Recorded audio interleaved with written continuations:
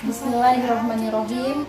Baik, saya akan menjelaskan tentang tahapan proses peradilan pidana. Dalam tahapan proses peradilan pidana ada yang namanya delik. Delik adalah sebuah perbuatan yang dapat dikenakan hukuman atau sebuah tindak pidana. Nah, untuk mengetahui adanya delik, yang pertama tertangkap tangan.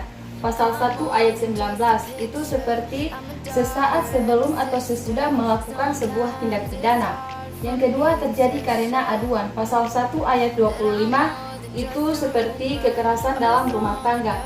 Yang ketiga terjadi karena laporan. Pasal 1 ayat 24 itu ada pihak yang melihat atau mendengar kemudian ia melaporkan bahwa telah terjadi pencurian, pembunuhan, dan penganiayaan. Kemudian yang keempat diketahui sendiri, artinya pihak kepolisian ini telah mengetahui sendiri sebuah tindak pidana tersebut. Sekarang masuk pada pihak-pihak hukum acara pidana. Dalam tahapan proses peradilan pidana ada yang namanya tersangka. Pertama itu tersangka pasal 1 ayat 14, yang kedua terdakwa pasal 1 ayat 15, ketiga penyidik pasal 1 ayat 1, keempat penyelidik pasal 1 ayat 4, kelima hakim pasal 1 ayat 8, keenam jaksa pasal 1 ayat 6 huruf A, ketujuh penuntut umum pasal 1 ayat 6 huruf B, 8 penasehat hukum pasal 1 ayat 13, dan yang terakhir saksi pasal 1 ayat 26. Sekarang masuk pada pra-adjudikasi. Pra-adjudikasi adalah proses penyelidikan dan penyidikan. Apa itu penyelidikan? Penyelidikan itu adalah serangkaian tindakan untuk menemukan atau mencari informasi tentang suatu peristiwa yang diduga telah melakukan sebuah tindak pidana. Kemudian penyidikan. Penyidikan dalam pasal 1 ayat 2 yaitu mencari atau mengumpulkan bukti-bukti guna bukti itu memudahkan untuk menemukan tersangka. Dalam penyidikan dapat dilakukan dengan dua hal, yaitu penggeledahan dan penyitaan. Penggeledahan adalah suatu tindakan penyidik untuk melakukan pemeriksaan terhadap sebuah tindak pidana, baik dalam badan ataupun rumah. Kemudian penyitaan. Penyitaan ini adalah seperti menyita barang bukti untuk baik dalam benda bergerak ataupun tidak bergerak, berwujud ataupun tidak berwujud. Nah, setelah mendapatkan beberapa bukti dan kemudian bukti itu telah dikumpulkan, maka dilakukan tahap penangkapan. Pasal 1 ayat 20, penangkapan itu adalah berupa sebuah pengekangan sementara waktu. Kemudian penahanan.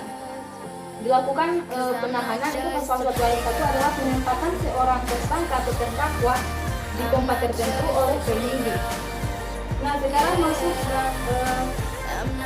ketika telah melakukan penahanan, sekarang penyidik akan membuat berita acara pemeriksaan atau yang disebut dengan BAP. Nah, kemudian BAP itu akan diberikan ke jaksa penuntut umum yang disebut dengan P18. Kemudian jaksa penuntut umum akan memeriksa kembali apabila berita acara tersebut belum lengkap, maka dikembalikan ke penyidikan yang disebut dengan P19. Nah, apabila penyidikan telah memperbaiki dan melengkapi berita acara, maka penyidikan akan memberikan ulang kepada jaksa. Kemudian jaksa penuntut umum akan membuat surat dakwaan yang kemudian surat dakwaan itu diserahkan ke pengadilan negeri dan disebut dengan P21. Nah, pengadilan negeri ini termasuk dalam tahapan proses adjudikasi. Di dalam tahapan proses adjudikasi ada juga pembacaan surat dakwaan. Nah, pembacaan surat dakwaan ini berisikan tentang fakta-fakta perbuatan yang dilakukan oleh tindak pidana, yang kemudian eksepsi ini akan melakukan penolakan atau bantahan terhadap terdakwa. Setelah itu, putusan sela. Putusan sela itu adalah putusan yang dijatuhkan atas pemeriksaan perkara karena adanya nota keberatan. Jika hakim merasa keberatan terhadap terdakwa, maka akan dilanjutkan dengan proses pembuktian. Proses persidangan pembuktian ini diperlukan adanya keterangan saksi, keterangan ahli, surat petunjuk, dan keterangan terdakwa. Selanjutnya, surat tuntutan. Surat tuntutan ini adalah jaksa akan memberikan kesimpulan atas pemeriksaan perkara setelah adanya pembuktian. Nah, maka pledoi ini atau pembelaan terdakwa, putusan hakim ini akan memberikan kebebasan terhadap terdakwa atau meringankan hukuman pidana. Setelah itu, replik akan memberikan tanggapan kepada penuntut umum terhadap pledoi. Kemudian duplik adalah tanggapan terhadap replik dari penuntut umum.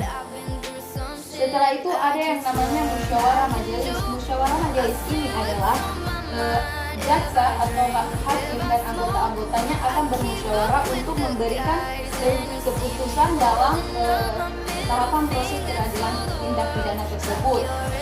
Maka apabila musyawarah sudah selesai, maka majelis ini dan anggota-anggotanya akan memberikan putusan. Nah, putusan itu adalah untuk memutuskan atau menetapkan bahwa tersangka ataupun terdakwa ini dinyatakan benar-benar bersalah. Sekian dari saya. Wabillahi taufiq wal hidayah. Wassalamualaikum warahmatullahi wabarakatuh.